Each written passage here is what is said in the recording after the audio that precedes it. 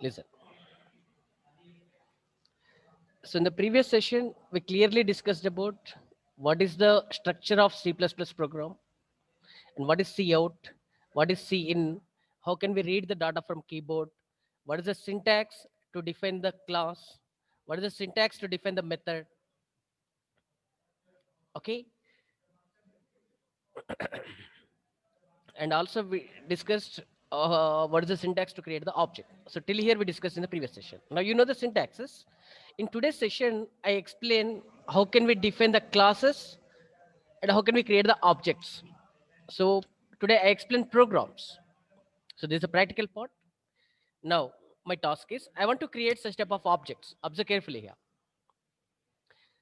Okay, observe carefully. I want to create the objects like this. This is S1 object.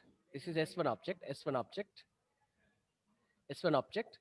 S1's rule number. S1's name. S1's rule number is 15. S1's name is Sai. S2's rule number 20. S2's name is Ravi. I want to create such type of student objects. Student 1, student 2, student 3, like that. Hundreds of students are there. I want to maintain student details physically like this. I want to create student objects now. For example, I'm creating two objects. You can create n number of objects like this. So to create such type of objects physically, we have to make a plan. That plan is nothing but class. So I'm giving class name as student. So rule number name are the properties, two properties I want to define. And to read student details, read method, I'm defining. To print student details, I'm defining print method.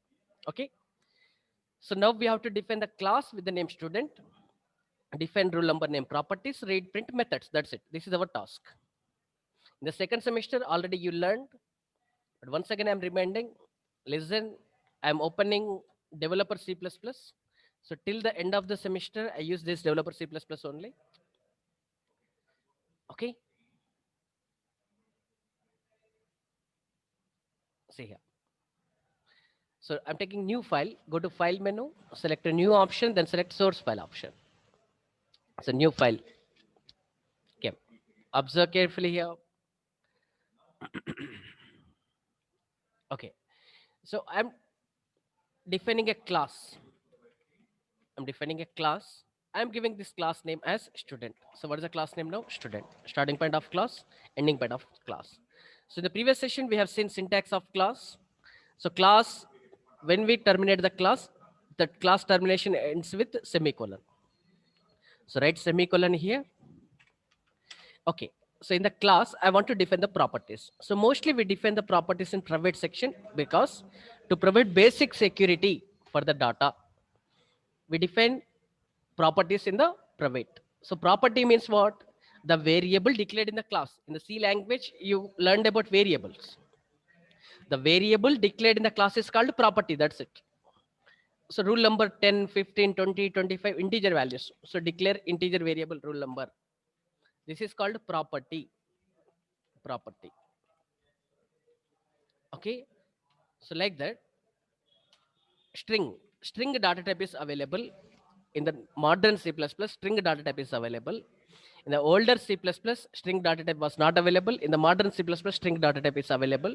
So directly you can write string name.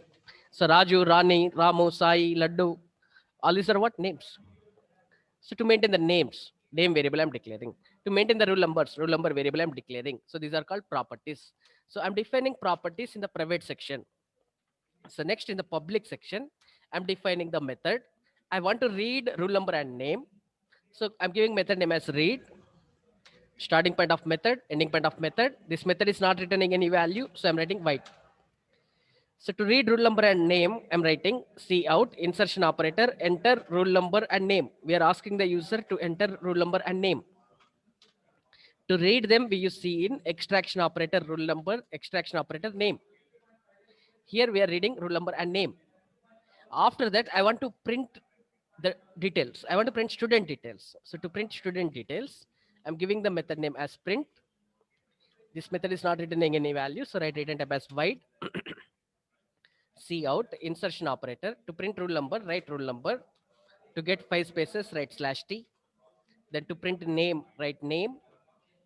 To change the line, write endl. Endl means that changes the line. End line means changes the line.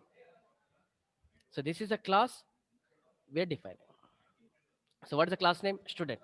Rule number name are the properties. Mostly we define the properties in the private section to provide security for the data. And these methods we define in the public section, because if you define these methods as private, those private members are not accessible outside of the class. Then how can you call the method? If these methods are private, how can you call the method? You cannot call. We are calling methods outside of the class, so you cannot call. So that's why we define public methods as public. Okay, so with the help of this read method, we are accessing rule number and name. This rule number name is actually private, but I want to assign values to the rule number name, so I'm taking the help of public method read. Rule number name are private members, I cannot access outside, but to print rule number and name, I'm taking the help of print method. So that's why we are defining the methods. Okay, int main. So for the main, return type is int, starting point of main, ending point of main. Create the object now. Now create the object. Create the object here. See here.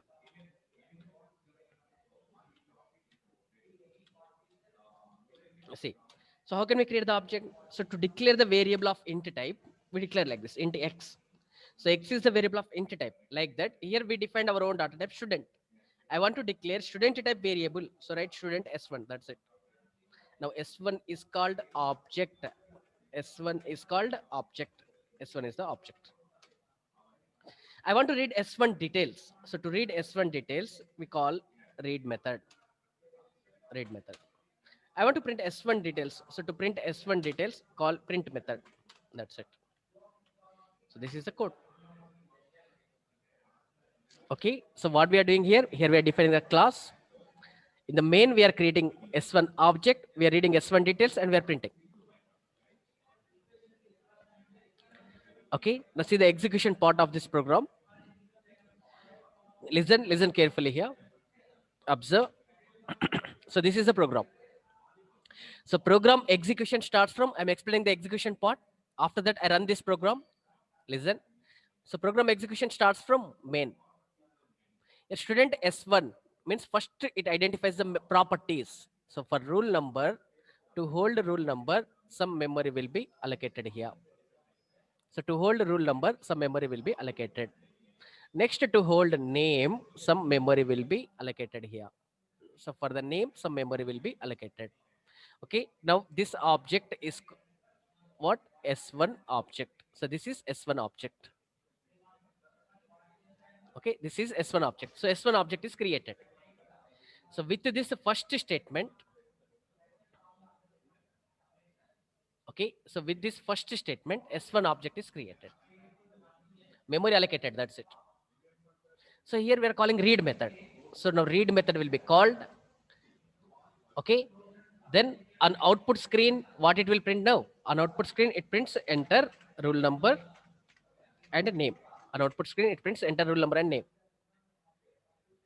Okay, the screen will wait to read to read the values because scene is there.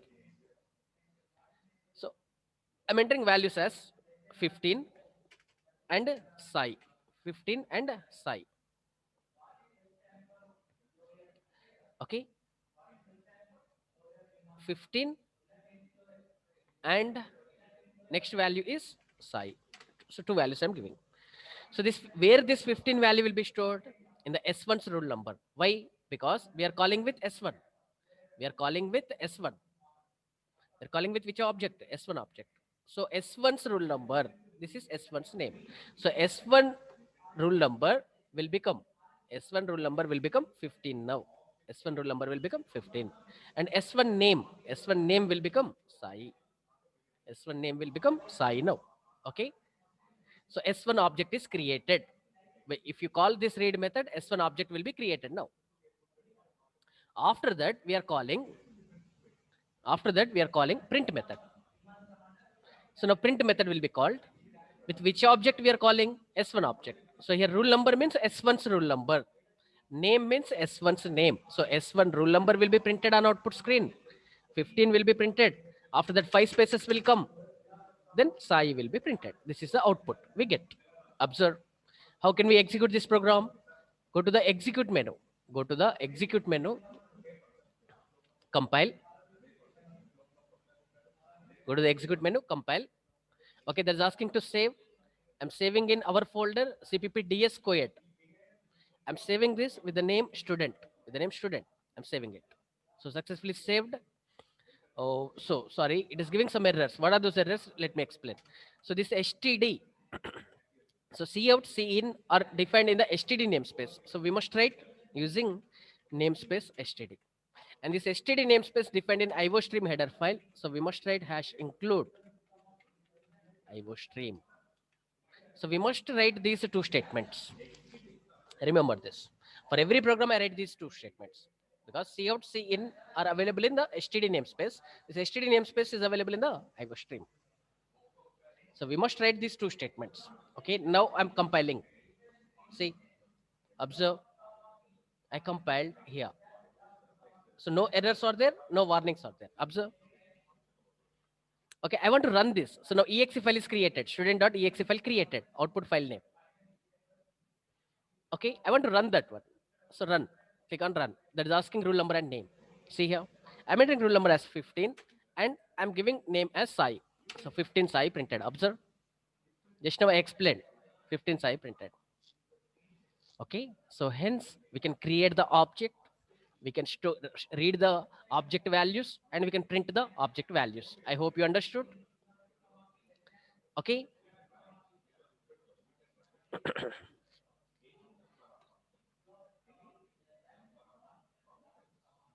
okay, did you understand this program? Please all of you give the response. I unmuted you, you can unmute and talk. Did you understand this program? Okay, sir. Yes, sir. Yes, sir. Yes, Understood. sir. Okay, Yes, sir. okay, see here. So now I want to create one more object. I want to create one more object. So to create one more object, student S1 comma S2 object I'm creating. Here we are reading S1 details. So now I want to read S2 details. So write S2 dot read. S2 dot read. Okay. So here we are reading S1 details. Then we are reading S2 details. Next, here we are printing S1 details. Then S2 details we are printing. S2 dot print. S2 dot print. That's it. So now we are creating how many objects? Two objects. Okay, now instead of pressing compile and run, compile option and run option, so for compiling and running we can use F11. You can use this option also. I'm pressing F11. Observe the output is that is asking enter rule number. I'm entering rule number as 15, name as Sai. That is asking enter rule number, name again, because we called read method for 2 times. 20 Ravi. See here. So that is printing S1 details, S2 details. Hence we can read student details. Here we are printing student details. So like this, you can read hundreds of n number of student details and you can print n number of student details. This is advantage. So here we are maintaining S1 details physically, S2 details physically here. So like this, S1 object will be created, S2 objects will be created physically in the memory. Those details we are printing. So now I'm using another way. I'm using another way to initialize the object. So instead of using cout cin, here to read the data, I'm using read method. We are using cout cin. Now I don't want to use cout cin. I don't want to give values at runtime. With the help of method, I want to capture the values now.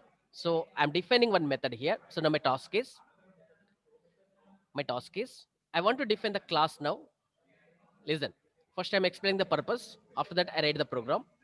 Now my task is, I want to define a class with the name student. What is the class name? Student. What are the properties? Rule number, name are the properties. So define the properties. So instead of defining read method, I'm defining get method now. So instead of using cout cin, here I'm capturing rule number in the R variable parameter argument. I'm taking R argument, string n argument, Rn. So to print the details, I'm defining print method. So this is my task. So instead of defining read method, now, just now we did this program. Instead of defining read method, we are defining get method now. There we used cout cin. Now we pass values to this get method. That's it. So print method already defined. Rule number, name, properties already defined. Just define get method only. So I'm modifying this program now. Here I'm defining get method. For the get method, I'm taking two arguments. First one is to capture rule number, I'm taking integer argument. To capture the name, I'm taking n argument. Starting point of method, ending point of method. This method is not returning any value, so write return type as void. So here what we do is, we did not call read method now. Now what we do, we call get method now. Now we call which method? Get method. So when we call get method, we pass the values here. Within the program, we are giving the values. Now we are not reading from runtime. Output screen. We're not reading the values from output screen. We are giving values. We are passing values to the get method. So 15 Sai I'm passing now. So for the S2 also, get method I'm calling. So 20 Ravi. 20 Ravi. I'm passing the values. So now we are calling get method. To the get method, we are passing the values. So this 15 value will be passed to the R. This Sai value will be passed to the N. So this R has 15 value, N has Sai value. I want to assign to this rule number property. So what we write? Rule number equals to R. Okay. So this, sorry, here data type we have to write string, string data type. So rule number R, then name equals to N. So we are calling get method here. We're passing values. So this R value is 15, N value is Sai. So R value 15 value will be assigned to the rule number. This N value Sai will be assigned to the name property. So we are assigning values to the properties. These values are private. These variables are private. You cannot access outside of the class. So I'm taking the help of get method to initialize the object. That's it. Now what happens in the execution process? Listen carefully here. Now what happens? Observe carefully. Okay. So program execution starts from main. Program execution starts from main. Now here what happens here? For S1, memory will be allocated here. Okay. So for S1, memory will be allocated. And for S2 also, memory will be allocated. So this is S1's rule number. This is S1's name.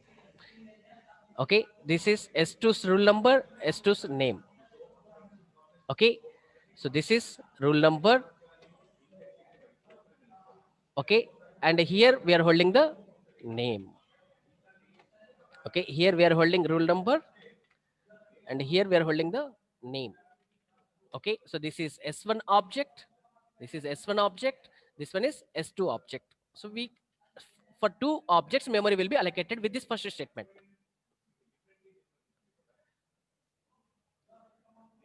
Okay. So with this first statement, for S1 memory will be allocated, for S2 memory will be allocated. That's it. Now second statement, we are calling get method now. In the second statement, what happens? Observe. We are calling get method. So this get method will be called now. And it passes 15 value to the R. So 15 value will be passed to the R.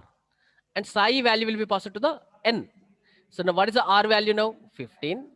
What is the N value now? Sai. Okay. So this R value 15 will be assigned to the rule number. Which rule number? S1's rule number. Because with the help of S1 object you are calling. So S1 rule number will become 15 now. So S1 rule number will become 15. Okay. This N value Sai will be assigned to the name. Which name will be assigned? S1's name. Because you are calling with S1. S1 name will become Sai. So S1 values we got. Next, again you are calling with the help of S2 object, you are calling get method. So now again get method will be called. Now it passes 20 value to the R, Ravi value to the N. Now what is the R value? R value is not 15 now, R value is 20. Now R value is not Sai, R value is Ravi now. Okay, so now this 20 value will be assigned to the rule number. Which rule number? S2's rule number, because you are calling with S2 object. So S2 rule number will become 20 now. Okay, and S2 name will become Ravi. So hence we get the values into the object with the help of read method. So next we are calling print method. So this print method will be called now. Okay, so rule number will be printed. Which rule number? S1 rule number will be printed. So on output screen, what it will print? S1's rule number will be printed. 15 will be printed. After that, 5 spaces will come. then name will be printed. S1's name, Sai. In the next line, it prints S2's rule number because you are calling print method with the help of S2. So S2 rule number will be printed, S2 name will be printed. So what is S2 rule number? S2 rule number is 20. It gives 5 spaces.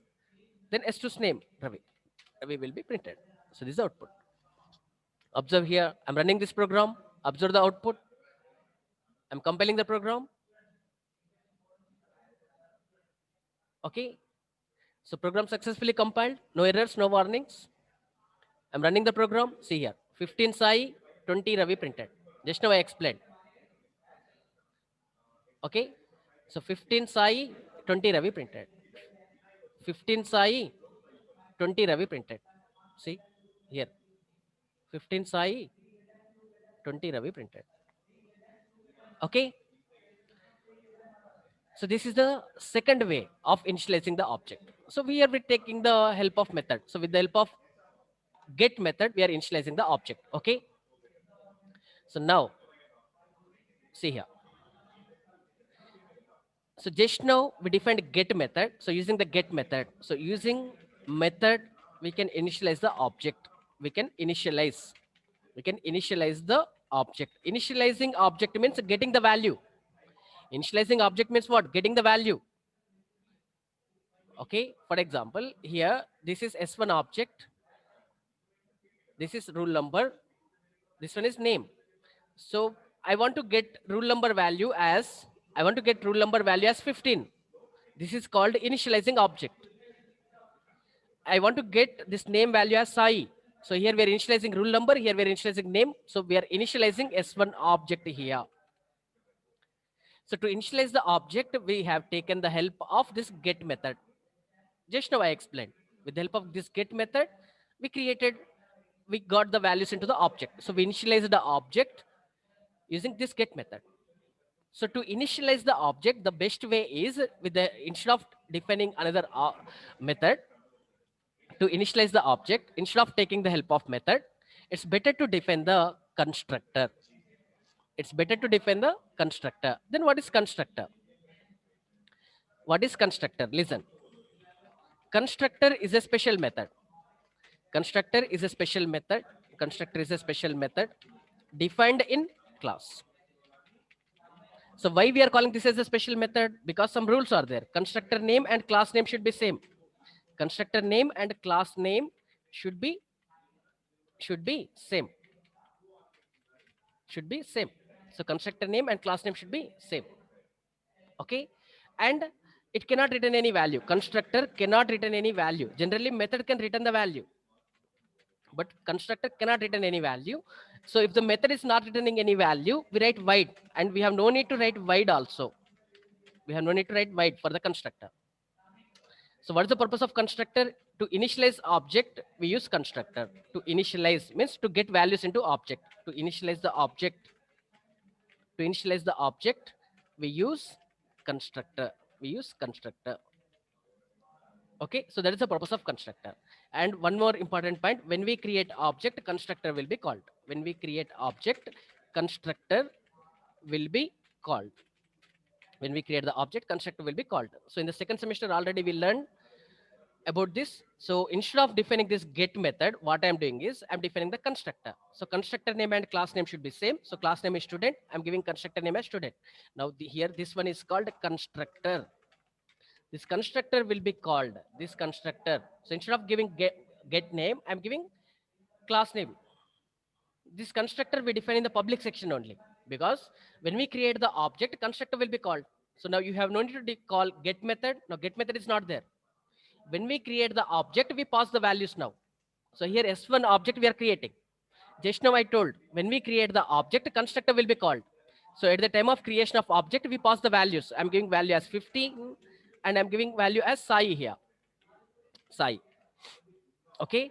Then I'm creating S2 object here. So S2 object I'm creating. I'm creating S2 object. Okay. So S2 of, I'm giving value as 20 and Ravi. 20 and Ravi. So here we are creating S2 object. So now what happens here? When we create the object, constructor will be called. See here, let me explain clearly. So here we are creating S1 object. So when we create the object, constructor will be called. So first memory will be allocated. Okay, so this is the object. Object will be created. To hold rule number, memory will be allocated. To hold name, memory will be allocated. So here this one is the rule number and this one is the name. So memory will be allocated. Okay. So now this object name is what? S1. So S1 object created, and at the time of creation of object, okay, constructor will be called. Now constructor will be called. So it passes 15 value and psi value. So now R value is 15, N value is psi. So instead of get method, we are defining the constructor here. The advantage here is you have no need to call get method explicitly here. Directly when we are creating the object, we are passing the values. So now constructor will be called. So now this rule number value will become 15. You already know. So now R value is what? 15. That will be assigned to the rule number. S1's rule number value will become 15 now. So now S1's name value will become psi. Similarly, S2 object will be created. S2 object will be created now. So this is S2 object, S2's rule number, S2's name. So this is S2's rule number and this one is S2's name. Okay, so this is S2 object, S2 object is created. Okay, so when we create the object, constructor will be called. When we create the object, constructor will be called. So again, constructor will be called. But now 20 will be passed to the R, Ravi will be passed to the N. So this value will become, now this value will become 20. This S2 rule number value will become 20. R value assigned to the rule number. And name value will become Ravi. So S1, S2 objects created. You're calling print method. So that prints details here. So what is the output now? It prints 15 psi, same output. Then in the next line, it prints 20 Ravi. This is the output. Observe. I'm executing the program now. Observe. I'm compiling and running. Observe the output. It is printing 15 psi, 20 Ravi. Just now I explained. So hence we can use the constructor. This is the purpose of constructor. So what is the purpose of constructor? To initialize the object, to get the values into the object. So to get this rule number value 15, to get name value psi, to initialize this object, to get values into the object, we are taking the help of constructor.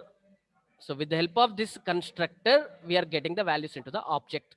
You can take the help of method, but you have to call the method explicitly again.